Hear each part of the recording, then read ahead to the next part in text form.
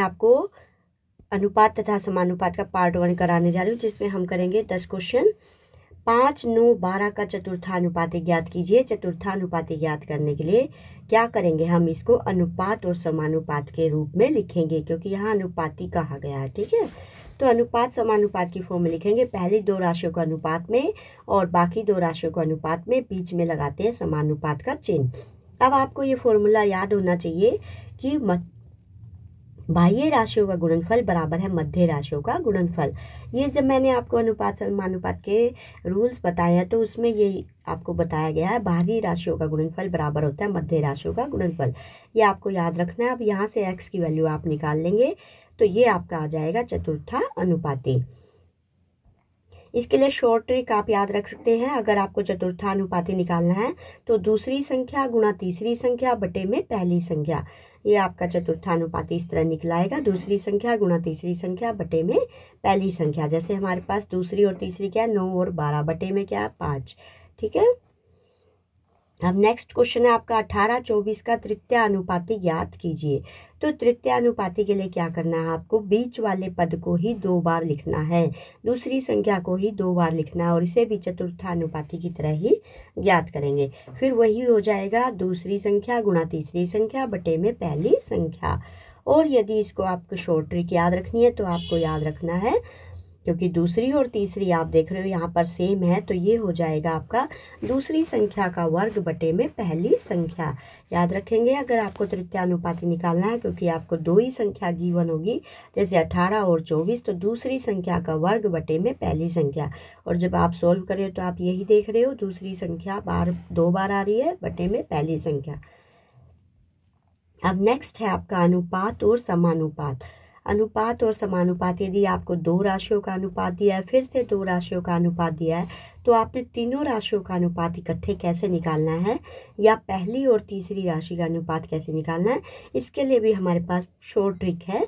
देखिए A अनुपात B अनुपात C, ऐसे हम 4 राशियों का भी निकाल सकते हैं। अभी मैंने आपको 3 राशियों का ही सिखाया है। यहाँ पर तीनों राशियों को अनुपात में लिखिए।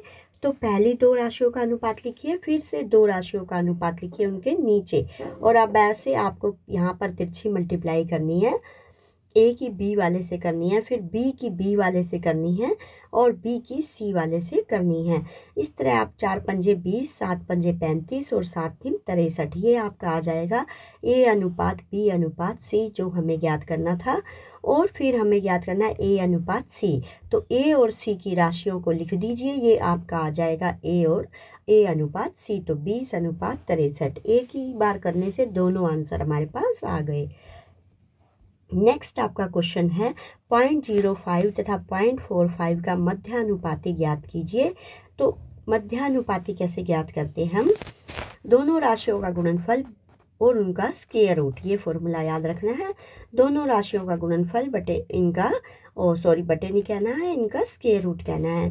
तो दोनों राशियों का हमने यहाँ पर गुणनफल किया है, क्योंकि पॉइंट के बाद 2 डिजिट है, तो यहाँ बटे में आप 2 0 लगाएंगे, और यहाँ पर आपका बन गया 5/100, 45/100। यहाँ 5 की 45 से गुणा करेंगे 225 आया, 100 की 100 से गुणा करेंगे आपका 10,000 आया। अब जब स्क्वायर रूट निकाला जाता है तो 0 आधी हो जाती है, 4 0 की 2 0 हो गई, 2 0 होती तो 1 0 हो जाती।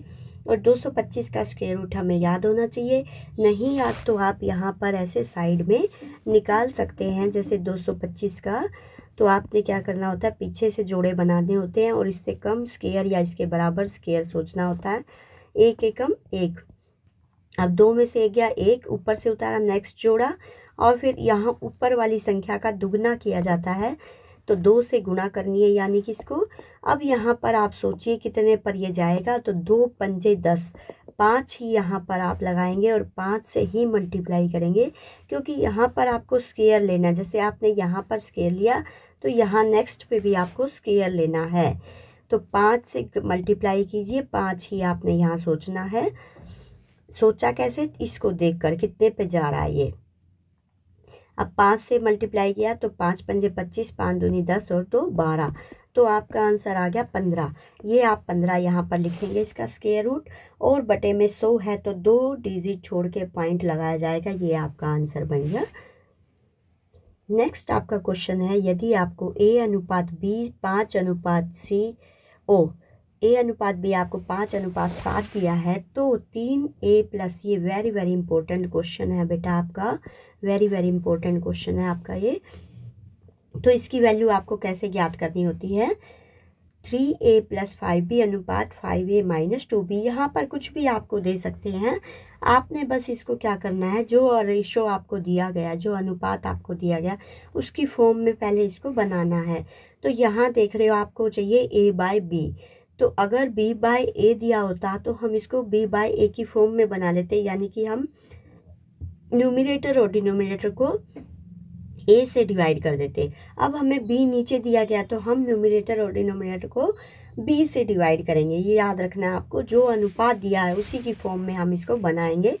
तो अंश और हर को हमने क्या करा, B से भाग करा, तो ये बन गया 3A बाय B और B से B कैंसिल हो गया, ये बच गया आपका 5A बाय B बन गया और ये बना आपका B बाय B कैंसिल होकर 2 रह गया। तो याद रखना आपको, अनुपात A अनुपात B भी दिया जा सकता है या B अनुपात A भी दिया जा सकता है। तो जो भी आपको दे रखा उसी फॉर्म से आप, जो नीचे दे रखा होगा उसी से अंश तथा हर को डिवाइड कर देंगे।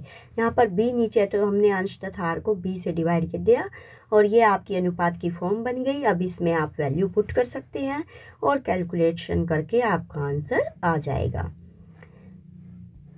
नेक्स्ट है आपका 2 अनुपात 3, 4 अनुपात 7 तथा 5 अनुपात 8 में कौन सा सबसे बड़ा है।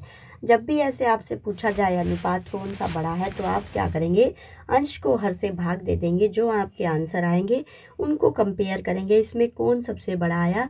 तो आप देख रहे हो 0.666 बड़ा आया इन तीनों में, तो ये किससे आया, 2/3 से, यानी कि 2 अनुपात 3 से। तो इसलिए हम कहेंगे 2 अनुपात 3 सबसे बड़ा है।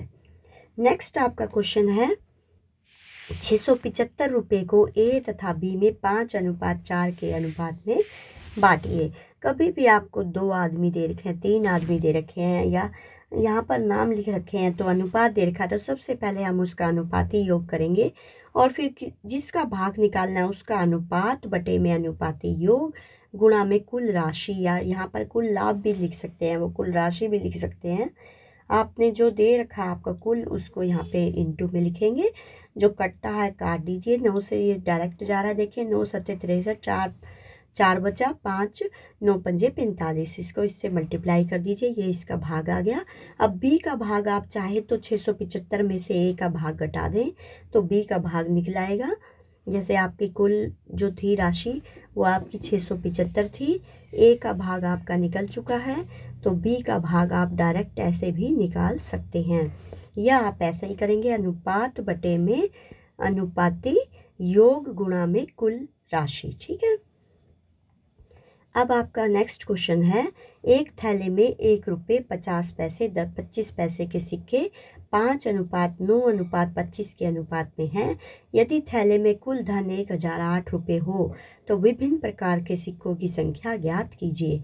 अब 1 रुपये के सिक्के 1 रुपये में एक ही होता है बेटा, 50 पैसे के 2 सिक्के होते हैं, 25 पैसे के 4 सिक्के होते हैं। मान लो यहाँ पर 20 पैसे कह दे तो 5 सिक्के होते हैं, उसी से हमने इनको डिवाइड करना, ये आपको ध्यान रखना है। जितने भी सिक्के, जो सिक्का दिया गया वो 1 रुपये में कितने होते हैं, क्योंकि यहाँ शुरुआत 1 रुपये से की गई है।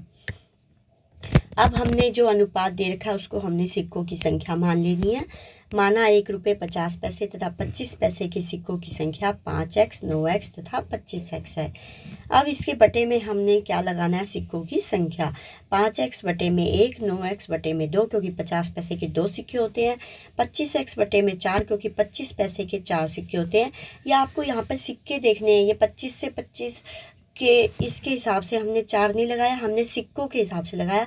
सिक्के कैसे थे, 25 पैसे के, और ये कितने के थे, 50 पैसे के। तो 50 पैसे के 2 होते हैं 1 रुपये में, इसलिए 2 लगाएंगे।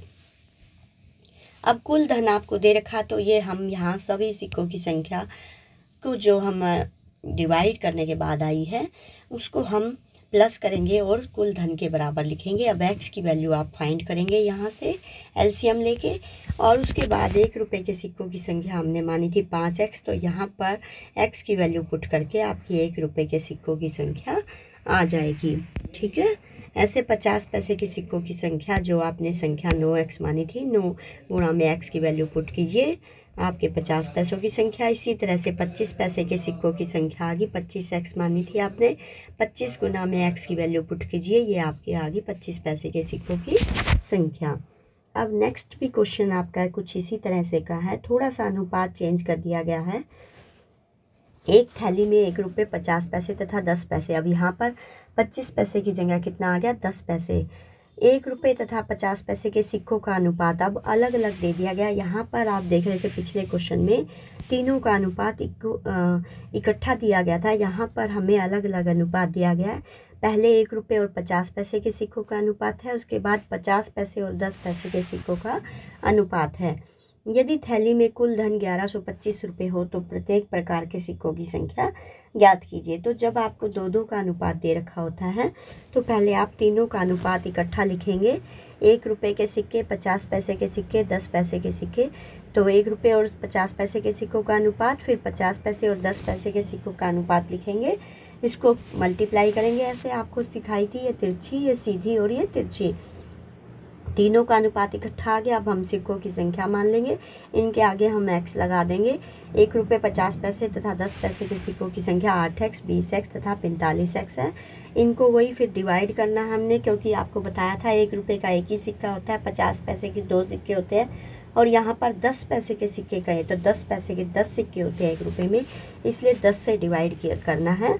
पिछले में आपके 25 पैसे के सिक्के थे और 25 पैसे के 4 सिक्के होते हैं, इसलिए हमने 4 से डिवाइड किया था। ये आपको ध्यान रखना बेटा, जितने का सिक्का है वो 1 रुपये में कितने सिक्के होते हैं, उससे हमें इसको यहाँ पर डिवाइड करना होता है। फिर यहाँ पर x की वैल्यू निकालेंगे। फिर 1 रुपये के सिक्कों की संख्या हमने मानी 8x, तो x की वैल्यू इसमें गुणा कर देंगे। 8 गुणा में x की वैल्यू ये 50 आई है आपकी, और ये गुणा करने पर हमारे 1 रुपये के सिक्कों की संख्या, 50 पैसे के सिक्कों की संख्या और 10 पैसे के सिक्कों की संख्या निकल आई है। नेक्स्ट आपका क्वेश्चन है, 5000 रुपये को 10 पुरुषों, 5 स्त्रियों तथा 10 लड़कों में इस प्रकार बांटा गया है कि 2 पुरुषों का भाग 5 लड़कों के भाग के बराबर है तथा 1 स्त्री का भाग 3 लड़कों के भाग के बराबर है। अब दोनों का भाग जो है, पुरुषों का भाग और स्त्रियों का भाग लड़कों के भाग के बराबर है, तो हम लड़कों का भाग मान लेंगे। माना प्रत्येक लड़के का भाग x रुपये, तो 2 पुरुषों का भाग दे रखा है 5 लड़कों के भाग के बराबर, तो 2 पुरुषों का भाग आ गया 5x। अब प्रत्येक पुरुष का भाग क्या आएगा, ये 2 से डिवाइड कर देंगे, क्योंकि प्रत्येक पुरुष को आधा आधा मिलेगा, तो 5x बटे 2 हो गया। और प्रत्येक स्त्री का भाग कितना है, 3 लड़कों के भाग के बराबर, वो 1 लड़के का x है, तो 3 लड़कों का हो गया 3x।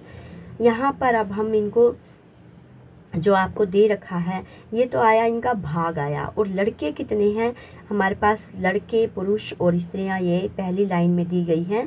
पुरुष है हमारे पास 10, तो 10 हमने जो पुरुष का भाग आया उसको 10 से गुणा कर देना है।